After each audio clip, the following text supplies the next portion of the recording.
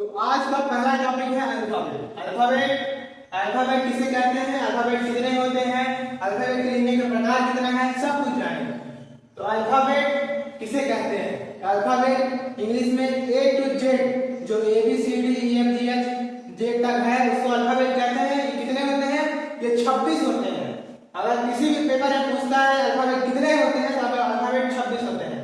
Alphabet में 5 vowel और 21 consonant होते हैं। 21 कॉन्सोनेंट और 5 vowel, A E I O U. A E I O U के अलावा बाकी सब कॉन्सोनेंट होते हैं। अल्फाबेट में वॉवेल 5 होते हैं, ए ई आई ओ यू के अलावा बाकी सब कॉन्सोनेंट होते हैं। अल्फाबेट के लिखने के दो प्रकार है, कैपिटल लेटर में लिखा जाता है और स्मॉल लेटर में लिखा जाता है। अल्फाबेट को दो प्रकार से लिखा जा सकता है, पहला कैपिटल लेटर, दूसरा स्मॉल लेटर। अगला टॉपिक है वर्ड। वर्ड किसे कहते हैं? लेटरों को आपस में मिलाकर लिखने वाले किसी भी जो कुछ भी बनेगा वर्ड, उसको वर्ड कह सकते हैं। लेटर को आपस में मिला सकते हैं, जैसे A B C D I F पर उसमें कम से कम एक वॉवेल और एक कॉन्सोनेंट होना चाहिए, तभी वो वर्ड होगा। और वर्ड का एक अर्थ निकलना चाहिए, वर्ड का एक अर्थ निकलना चाहिए। जैसे अल्फाबेट है, अल्फाबेट का एक अर्थ निकलता है वर्णमाला, अल्फाबेट को वर्णमाला बोलते हैं।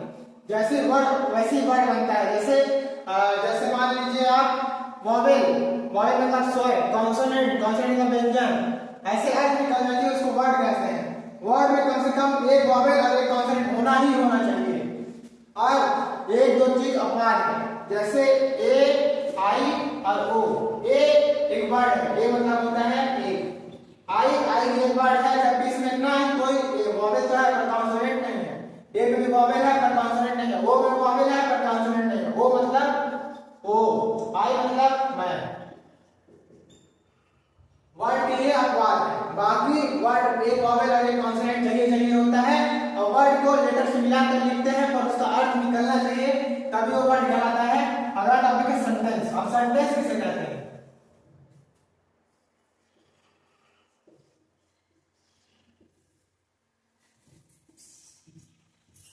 अब सेंटेंस वर्ड समझ में आ गया, वर्ड। अब सेंटेंस दो या दो से अधिक वर्ड जब मिलकर बनते हैं और उसका पूर्ण अर्थ निकलता है, उसको सेंटेंस कहते हैं। अब सेंटेंस के दो भाग होते हैं, मुख्य रूप से दो भाग होते हैं। पहला होता है सब्जेक्ट, दूसरा होता है प्रेडिकेट। सब्जेक्ट तो समझ में आ रहा है, और प्रेडिकेट क्या होता है? सब्जेक्ट क्या नहीं होता है? कर्ता। सब्जेक्ट जो कार्य करता है, जो भी काम करेगा सब्जेक्ट, वो प्रेडिकेट कहलाता है। और कार्य को करने वाला कर्ता कहलाता है सब्जेक्ट। सेंटेंस के दो मुख्य भाग होते हैं, एक सब्जेक्ट, दूसरा प्रेडिकेट। अब आता है सेंटेंस कितने प्रकार के होते हैं? सेंटेंस 4 प्रकार के होते हैं। वो है पहला सिंपल सेंटेंस, दूसरा कंपाउंड सेंटेंस, तीसरा कंप्लेक्स सेंटेंस और चौथा मिक्स सेंटेंस। अब सिंपल सेंटेंस किसे कहते हैं? सिंपल सेंटेंस जिसमें एक फाइनाइट वर्ब होता है। फाइनाइट वर्ब मतलब होता है कि मान लीजिए कि आप इसको हेल्पिंग वर्ब, मेन वर्ब मान लीजिए। फाइनाइट वर्ब तो मेन वर्ब मान सकते हैं, मेन वर्ब कह सकते हैं। अभी आगे चल के आपको समझ में आ जाएगा। सिंपल सेंटेंस में एक फाइनाइट वर्ब होता है। कंपाउंड सेंटेंस में दो या अधिक प्रिंसिपल क्लॉज जो एक दूसरे को कोऑर्डिनेट कंजंक्शन द्वारा जुड़े होते हैं। ठीक है, दो या अधिक प्रिंसिपल क्लॉज। अभी आप प्रिंसिपल क्लॉज आपको पता नहीं है, आगे क्लॉज भी पढ़ेंगे, अभी क्लॉज भी पढ़ेंगे, टेंशन मत लीजिए। आप इसका समझिए कि कंपाउंड सेंटेंस किसे कहते हैं। क्लॉज करने के बाद पीछे करके आप देख लीजिएगा, समझ आ जाएगा। कंपाउंड सेंटेंस दो या अधिक प्रिंसिपल क्लॉज जो एक दूसरे से कोऑर्डिनेट कंजंक्शन द्वारा जुड़े होते हैं, उनको कंपाउंड सेंटेंस कहते हैं। कॉम्प्लेक्स सेंटेंस कम से कम इसमें एक प्रिंसिपल क्लॉज या एक से अधिक सबऑर्डिनेट क्लॉज होना चाहिए, कॉम्प्लेक्स सेंटेंस होता है। मिक्स सेंटेंस जो सिंपल सेंटेंस, कंपाउंड सेंटेंस और कॉम्प्लेक्स सेंटेंस से अलग हो, वो मिक्स सेंटेंस कहलाता है। अब आगे पढ़ेंगे क्लॉज क्या होता है। आपके मन में डाउट क्लॉज क्या होता है? क्लॉज आगे पढ़ेंगे शब्दों का ऐसा समूह जो सेंटेंस का ही एक भाग है, जिसमें एक फाइनाइट वर्ब और एक सब्जेक्ट होता है।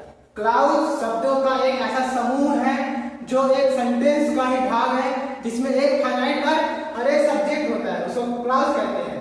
अब हम लोग जो सेंटेंस में पढ़े थे, principal clause, coordinate clause, subordinate clause जो पढ़े हैं, अब उसको आप समझिए।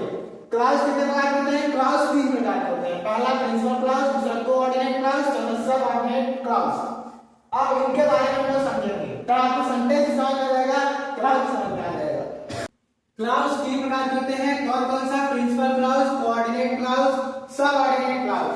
प्रिंसिपल क्लाउज, सबऑर्डिनेट क्लाउज और coordinate clause, subordinate clause. Principal clause किसे कहते हैं?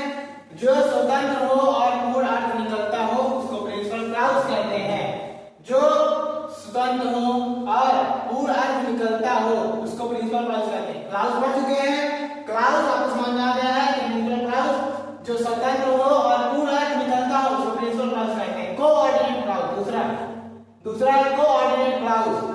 ये भी जो स्वतंत्र हो और इसका पूर्ण अर्थ निकलता हो, यह सिंपल सेंटेंस की तरह होता है जो अन्य क्लाउज से कोऑर्डिनेट कंजंक्शन जैसे एंड, बट और ईटीसी से संयुक्त होता है। कोऑर्डिनेट क्लाउज भी अपने में स्वतंत्र होता है, इसका पूर्ण अर्थ निकलता है। यह सिंपल सेंटेंस की तरह कार्य करता है, जैसे एंड, बट और फॉर से संयुक्त होता है, उसको कोऑर्डिनेट क्लाउज कहते हैं।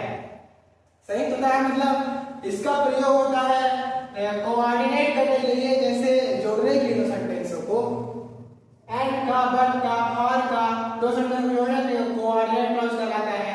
अब आता है तीसरा, सबऑर्डिनेट कंजंक्शन। अरे क्लाउज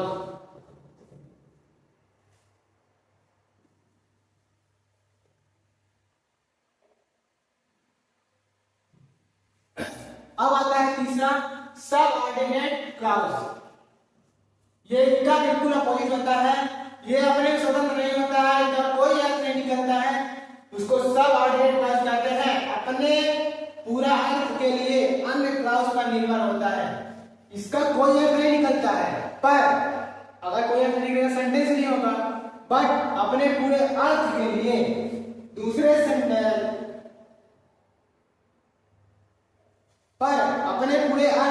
दूसरे क्लाउज पर निर्भर होता है, अपने पूरा अर्थ के लिए अन्य क्लाउज पर निर्भर होता है, जैसे एज, बिकॉज, सिंस, फॉर। ये दूसरे क्लाउज पर निर्भर होते हैं, सबऑर्डिनेट क्लाउज कहलाता है।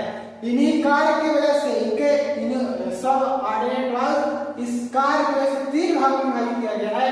पहला है नाउन क्लाउज, दूसरा एडजेक्टिव क्लाउज, तीसरा एडवर्ब क्लाउज। पहला नाउन क्लाउज, एडजेक्टिव क्लाउज और एडवर्ब क्लाउज। ये हो गया क्लाउज कंप्लीट। अगर क्लाउज समझ में आ गया होगा तो प्रिंसिपल क्लाउज, कोऑर्डिनेट क्लाउज और सबऑर्डिनेट क्लाउज समझ में आ जाएगा।